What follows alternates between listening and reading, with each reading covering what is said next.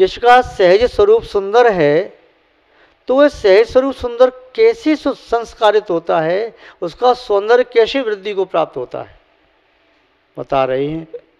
रूपस्याभरणम गुणः। रूप का आवरण होता है गुण। किसी व्यक्ति की शोभा उसके सहज स्वरूप से है, स्वरूप की शोभा उसके गुणों से है। यदि कोई व्यक्ति चाहे भले श्याम वर्ण का हो, या गौर वर्ण का हो, या गेहुआ वर्ण का हो, या नीलमासित वर्ण का हो, या लालमासित वर्ण का हो, या तपाए हुए स्वर्ण जैसा हो, किंतु उसके शरीर में कोई सहज ही आकर्षण नहीं है, छवि नहीं है, तो वर्ण कुछ भी नहीं करता। कई बार आपने देखा होगा, कोई बालक या बालिका यदि श्याम वर्ण की हैं, तभी कहते हैं बड़ी सुंदर लग रहे हैं, चेहरे में कितनी छवि है, क्या सौंदर्य है। और कई बार कोई व्यक्ति गौरवर्ण का भी होता है, तो उसे देखने की इच्छा नहीं होती, तो उसका सहज स्वरूप नहीं है, सहज सौंदर्य नहीं है।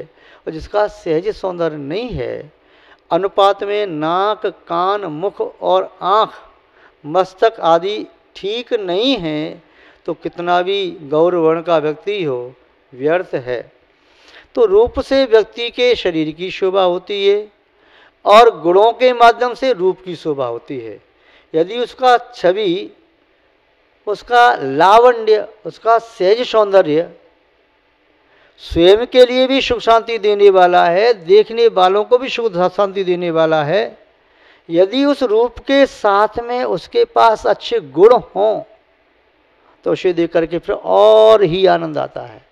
ऐसा लगता है जैसे सोने पर सुहागा, ऐसा लगता है जैसे दूध में मिश्री, ऐसा लगता है जैसे कि अमृत में मिठास आ गई हो, ऐसा लगता है जैसे इक्षु के वृक्ष में भी पुष्प खिलने लगे हों, या गुलाब के पादपों पर भी फल लटकने लगे हों।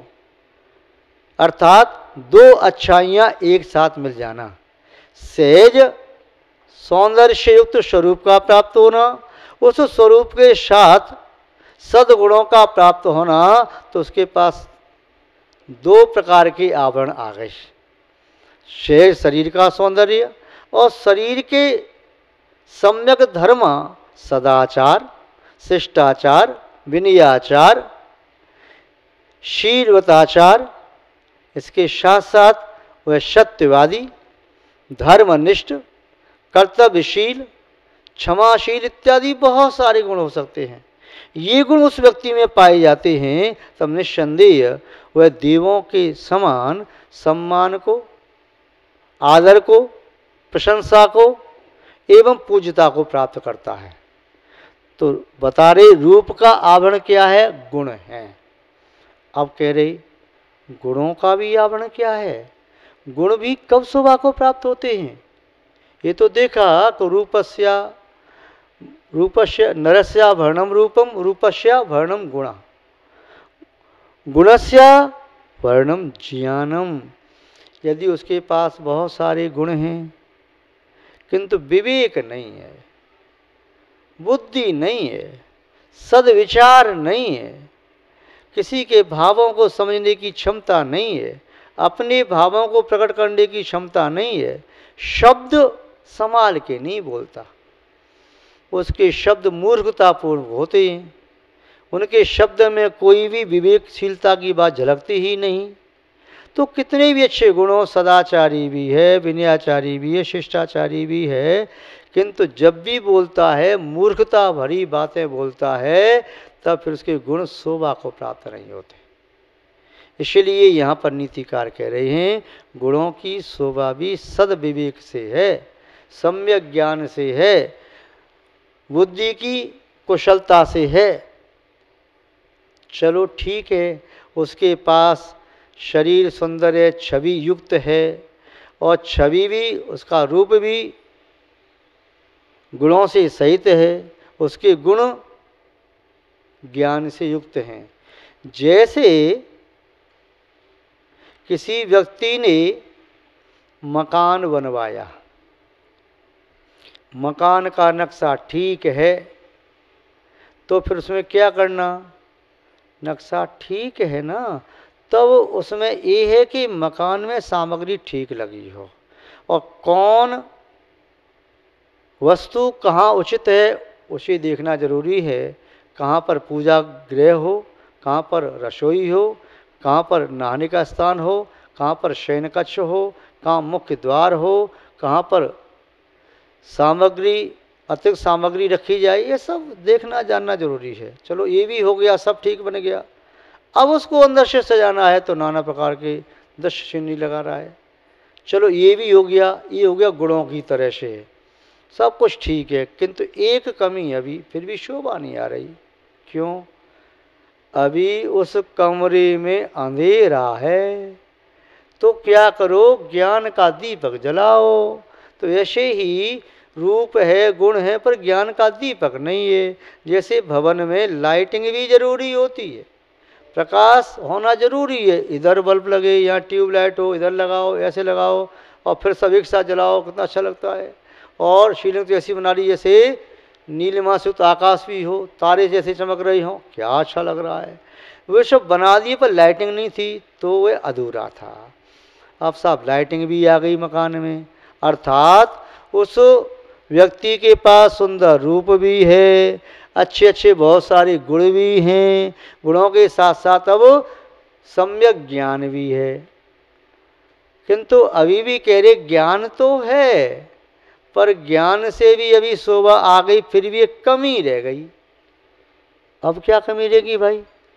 शरीर की छवि सुंदर है, वह व्यक्ति अच्छे व्यक्तित्व का धनी है, सदाचारी है, और भी अच्छे अन्य अन्य गुण उसके पास हैं, ज्ञान भी उसके पास है, उसके विचार बुद्धिमत्ता युक्त होते हैं, उसका विवेक सदा जागृत रहता है, वह कम बोलता है पर बहुत अच्छा बोलता है।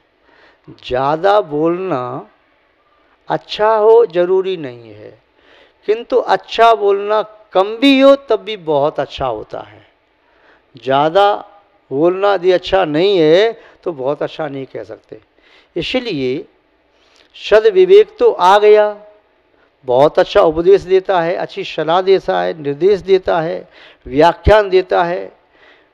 इतना ही नहीं, लेखन भी अच्छा करता है। उसकी पुस्तकें मार्केट में आने के पहले अनेकों ग्राहक उसकी पुस्तक को प्राप्त करने के लिए ललचाते रहते हैं। बहुत विद्वान है। सलाह प्राप्त करने के लिए अपॉइंटमेंट लेना पड़ता है, लाइन लगा के खड़े हैं, इतनी सी सलाह देता है। अब क्या कमी रह गई? तो अब कह रही हैं ज्ञान कैसे शोभा को प्राप्त होगा? तो कह रहे ज्ञानस्या वर्णम क्षमा। जब तक ज्ञान के साथ क्षमा गुण नहीं आए तो फिर वह ज्ञान भी शोभा को प्राप्त नहीं होता। जैसे बुझे हुए दीपक से प्रकाश नहीं मिलता, ज्योति से रहित दीपक शोभा को प्राप्त नहीं होता, ऐसे ही क्षमा से रहित ज्ञान भी शोभा को प्राप्त नहीं होता।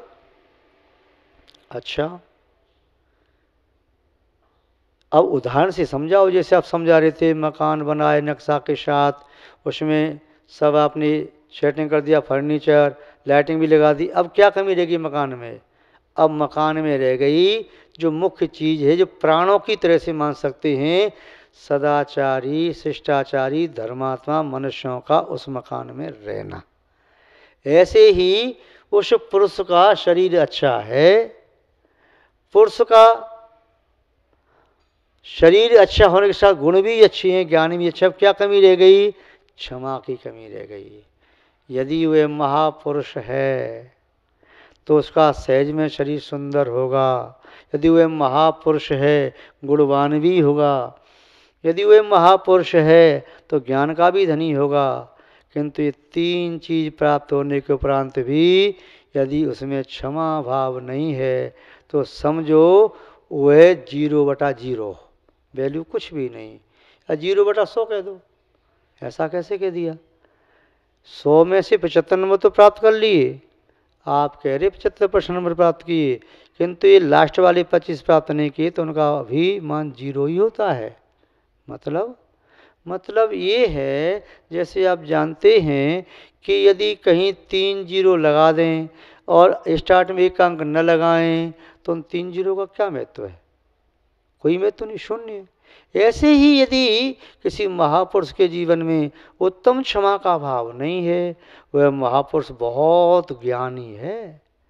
एक बात कहने से सैकड़ों हजारों व्यक्तियों की जिज्ञासाओं का समाधान कर देता है। वह इतना सद्गुणी है, वहाँ बैठ कर के भी शांति मिलती है। रूपवान तो है ही, किंतु उसमें एक कमी है। क्या? क्षमा नहीं कर पाता, क्षमा का अभाव है। भैया तो क्षमा का अभाव है, तब तो महापुरुष की वह समस्त गुण शून्यवत हो गई। जैसे किसी घट में जल तो भर दिया, किंतु जल भरते समय नीचे से उसमें छेद कर दिया, तो छिद्र युक्त कलश में पानी ठहर नहीं सकता। क्या फर्क पड़ता है? 1 बाल्टी पानी डाला, 2 बाल्टी डाला, 4 बाल्टी डाला, छेद है। तो ऐसे ही क्षमा भाव से रहित तो यदि कैसा भी महापुरुष हो तो वह अपने सद्गुणों को, ज्ञान को एक क्षण में नष्ट कर सकता है। जैसे कोई व्यक्ति, किसान अपने खेत में बहुत अच्छी फसल करता है, खेत को जोता भी, अच्छा बीज बोया, सिंचाई की, अच्छी फसल भी आ गई, किंतु फसल आने के समय उस फसल में एक क्रोध की अग्नि गिर पड़ी। सूखी फसल में एक चिंगारी गिर गई, क्रोध रूपी अग्नि की चिंगारी। तो क्या हुआ? क्या मिलेगा किसान को? कुछ नहीं मिलेगा। उस चिंगारी के गिरते ही सब स्वाह हो जाएगा। ऐसे ही यदि थोड़ी सी क्रोध की अग्नि महापुरुष के जीवन में आ गई तो समझो उस महापुरुष का जीवन फिर प्रशंसनीय से निंदनीय बन जाता है। तो यहाँ कहा कि ज्ञानस्य वर्णम क्षमा, ज्ञान का आवरण क्षमा है। जितने ज्ञानशील व्यक्ति हैं, विवेकशील व्यक्ति हैं, महापुरुष हैं, वे क्षमाशील भी होते हैं, वे सहजता में जीते हैं। उनकी क्षमा का प्रभाव केवल उनके लिए ही सुख शांति नहीं देता है, उनकी क्षमा का प्रभाव दूसरों के लिए भी सुख और शांति का निमित्त बनता है। इसलिए महानुभाव, ये छोटी छोटी 4 बातें हमने आपको बताई। इन 4 बातों को यदि आप अपने जीवन में धारण करोगे तो संभव है आपको सहज सुख और शांति की प्राप्ति हो सकेगी। और यदि 4 बातों का आपने ग्रहण नहीं किया तो हमारा तो कोई अहित है नहीं, अहित तो आपका होगा। बस गुरुओं का कर्तव्य तो सदुपदेश देने का है, तो आप उस उपदेश को स्वीकार करो, क्योंकि बिना स्वीकार किए सुनना केवल कार्यकारी नहीं है। हर सहारा वे अमल के वास्ते बेकार है, गर आँख ही खोले नहीं तो कोई उजाला क्या करे।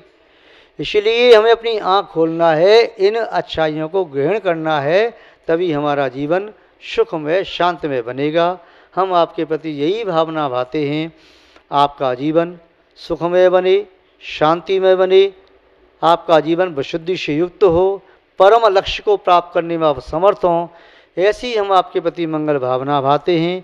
इन्हीं मंगल भावनाओं के साथ हम अपनी शब्द श्रृंखला को यहाँ पर विराम देते हैं। जय बोलिए श्री शांतिनाथ भगवान की, परम पूज्य आचार्य गुरुदेव श्री विद्यानंद जी महाराज की, अहिंसामय विश्व धर्म की, परमेष्ठी भगवान की, अनंतानंत सिद्ध परमेष्ठी भगवान की, वर्तमान जन शासन नायक श्री वर्धमान महावीर भगवान की, परम पूज्य चारित्र चक्रवर्ती आचार्य श्री शांत सागर जी मुनि महाराज की, परम पूज्य सिद्धांत चक्रवर्ती श्वेत पिच्छाचार्य गुरुदेव श्री विद्यानंद जी महाराज की, अहिंसामय विश्व धर्म की।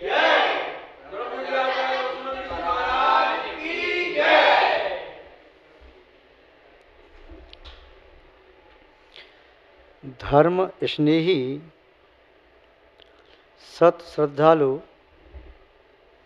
यहाँ पर उपस्थित आप सभी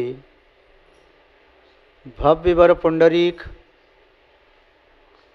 पुण्यात्मा महानुभाव,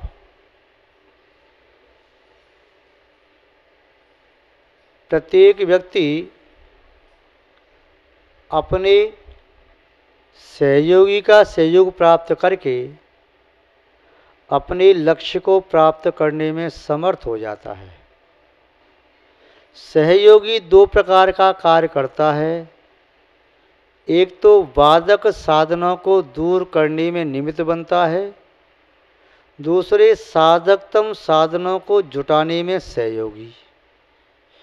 इस सहयोगी को एक शब्द में कहें तो उसे कहते हैं उपकारक। कोई भी व्यक्ति अपने आप में संपूर्ण नहीं होता, उसे दूसरे की आवश्यकता पड़ती जरूर है। व्यक्ति की भी आवश्यकता पड़ती है और वस्तु की भी। बिना वस्तुओं के भी व्यक्ति बाह्य सिद्धियों को नहीं कर सकता और बिना व्यक्तियों के भी व्यक्ति अपनी उद्देश्य को प्राप्त नहीं कर सकता। वस्तु अचेतन रूप में सहकारी होती है तो व्यक्ति चेतन रूप में।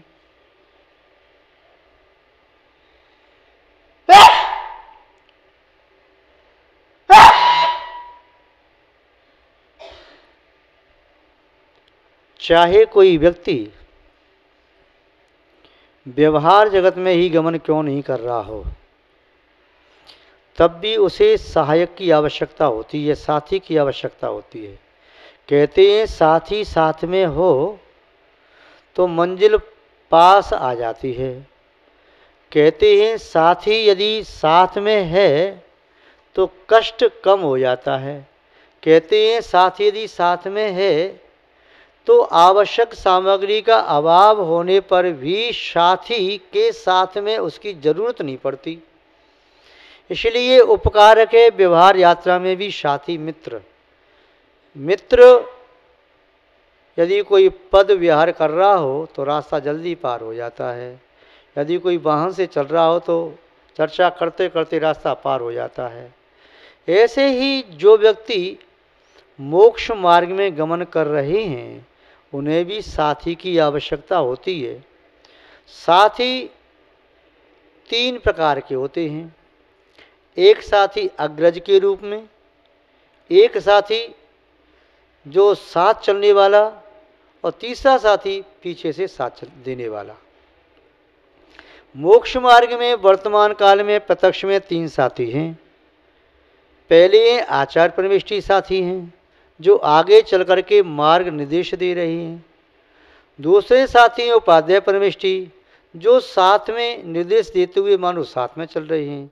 और तीसरे साथी हैं साधु परमेष्ठी